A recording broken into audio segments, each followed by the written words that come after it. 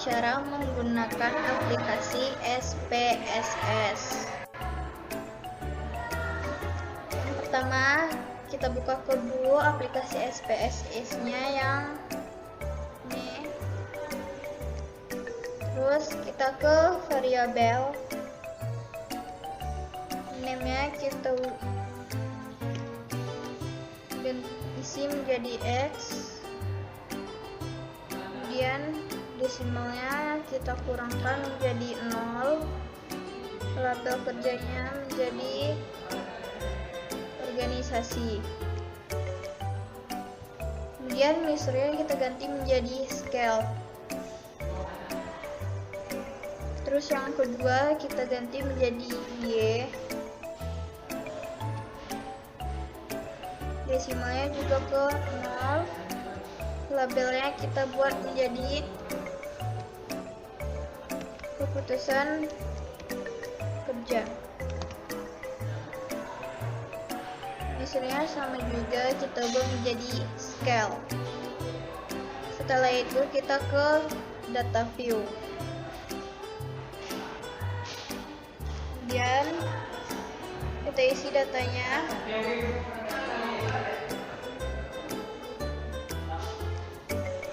Setelah itu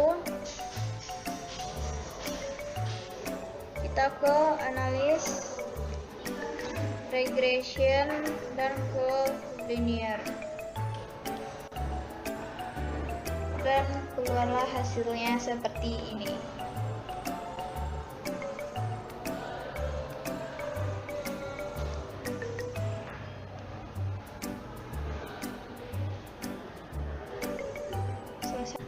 Tabel di atas menjelaskan tentang variabel yang dimasukkan, yaitu variabel organisasi sebagai variabel independen dan variabel penjualan sebagai variabel dependen, serta metode yang digunakan dalam analisis regresi linear, yaitu metode enter.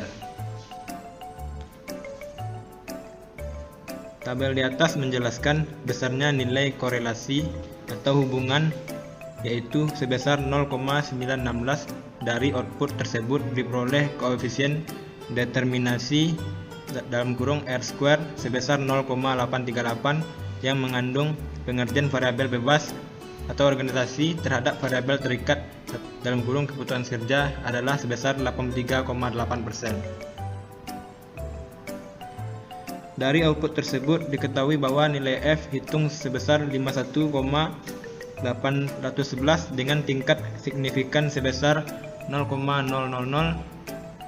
lebih kecil dari 0,05.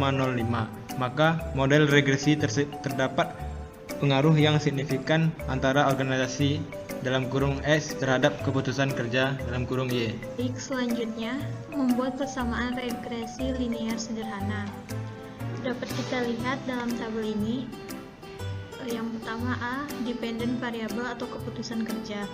A sama dengan angka konstan dari unsurrounded coefficient. Dalam kasus ini nilainya sebesar 6,134. Angka ini merupakan angka konstan yang mempunyai arti bahkan jika tidak ada organisasi X, maka nilai koefisien komputer kerja atau Y nilainya sama dengan 6,134. B merupakan angka koefisien regresi, nilainya sebesar 743. Angka ini mengandung arti bahwa setiap penambahan satu tingkat organisasi X, maka keputusan kerja Y akan meningkat sebesar 743.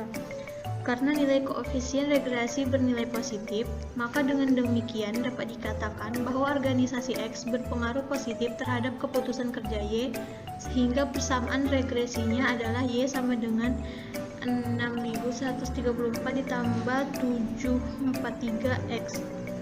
Kemudian poin yang kedua adalah uji hipotesis membandingkan nilai sig dengan 0,5. Berdasarkan dari data di atas atau tabel di atas dapat kita ketahui nilai signifikasi atau sig-nya sebesar 0,000 lebih kecil dari 0,05, sehingga dapat disimpulkan bahwa HO ditolak dan HA diterima. yang berarti bahwa ada pengaruh organisasi X terhadap keputusan kerja Y.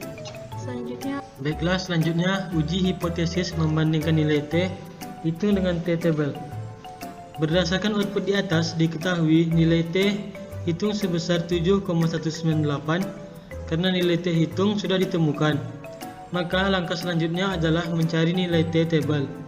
Adapun rumus dalam mencari T-table adalah nilai A per 2 sama dengan 0,05 per 2 sama dengan 0,025. DF sama dengan N kurang 2 sama dengan 12 dikurang 2 sama dengan 10. Nilai T-table dalam kurung 0,025 dibagi 10. Kemudian lihat pada distribusi nilai T. Table sebesar 2,879. Baiklah, selanjutnya uji hipotesis dengan melihat kurva regresi. Pengujian menggunakan kurva regresi akan bersifat jika nilai T ditemukan positif, yaitu 7,198. Berdasarkan kurva di atas, diketahui bahwa nilai T hitung sebesar 7,198 terletak pada area pengaruh positif, sehingga dapat disimpulkan bahwa tidak ada pengaruh organisasi X terhadap keputusan kerja Y. 5. Kesimpulan dari uji analisis regresi linear sederhana. Berdasarkan uji analisis regresi linear sederhana yang telah dilakukan menggunakan aplikasi SPSS, maka dapat disimpulkan bahwa organisasi atau X berpengaruh positif terhadap keputusan kerja atau Y dengan total pengaruh sebesar 83,8%. Baiklah, sekian penjelasan dari kami kelompok 2 mengenai cara mengelola data menggunakan aplikasi SPSS. Semoga apa yang kami sampaikan bisa membantu teman-teman dalam mengelola data menggunakan aplikasi SPSS. Sekian dari kami. Wassalamualaikum warahmatullahi wabarakatuh.